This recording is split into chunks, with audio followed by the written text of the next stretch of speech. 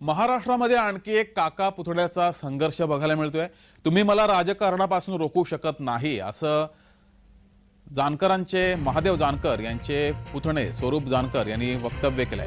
त्यामुळे महाराष्ट्रात आणखी एका काका पुतळ्याची संघर्ष बघायला मिळतोय। तुम्ही मला राजकारणापासून रोखू शकत नाही असं स्वरूप जानकर यांनी म्हटलंय।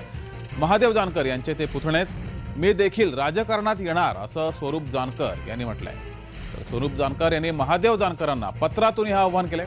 माढा लोकसभा निवडणूक लढवणार असल्याचं स्वप्न जानकरांकडून जाहीर केले गेले आणि त्यामुळे आता आणखी एका काका पुतण्याचा संघर्ष महाराष्ट्रात बघायला मिळतोय।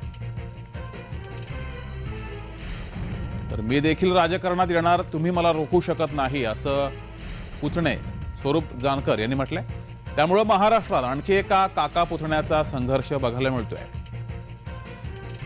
तुम्ही मला राजकारणापासून रोखू शकत नाही असं स्वरूप जानकर यांनी म्हटलंय। मी देखील राजकारणात येणार असं स्वरूप जानकर यांनी म्हटलंय। महादेव जानकर यांना पत्रातून त्यांनी हे आवाहन केलंय।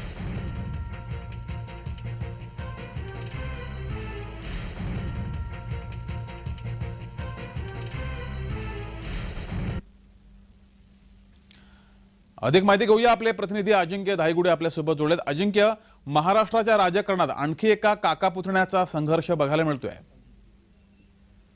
हो हो नक्कीच महाराष्ट्राच्या राजकारणाला काका पुतण्याचा संघर्ष हा काय नवीन नाहीये। सुरुवातीला मुंडे काका पुतण्याचा संघर्ष असेल किंवा ठाकरे काका पुतणे असतील किंवा आता सध्याचा जो चालू असलेला पवारांचा काका पुतण्यांचा संघर्ष असेल, हो महाराष्ट्राला ह्या काका पुतण्यांचा संघर्ष नवा नाहीये। परंतु पश्चिम महाराष्ट्रात आणखी एका काका पुतण्यामध्ये संघर्ष होताना आपल्याला पाहायला मिळण्याची शक्यता आहे। ते म्हणजे महादेव जानकर आणि त्यांचे पुतणे स्वरूप जानकर हे आहेत। महादेव जानकर एका ठिकाणी बोलताना म्हणले होते की माझे पुतणे जे आहेत ते राजकारणात येणार नाहीत आणि त्यावरच आता स्वरूप जानकर यांनी महादेव जानकरांना एक खुलं पत्र लिहिलेलं आहे।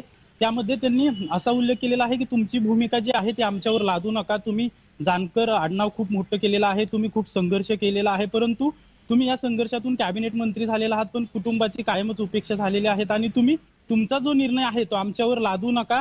मलाही वेगळे विचार आहेत, मीही राजकारणात येऊ शकतो। आणि या पत्रात त्यांनी पुढे असा उल्लेख देखील केलेला आहे की मी माढा लोकसभेला देखील उतरू शकतो।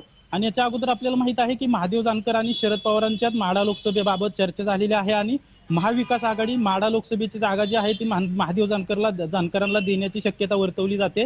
आणि यामध्येच आता महाविकास आघाडीकडून महादेव जानकर जर असतील तर कदाचित स्वरूप जानकर हे देखील माढा लोकसभेची जागा लढवू शकतात आणि हा काका पुतण्याचा संघर्ष आपल्याला पाहायला मिळू शकतो। मात्र अजिंक्य, यामुळे आता माढा लोकसभा मतदारसंघामध्ये वेगळं चित्र काही दिसण्याची शक्यता आहे का?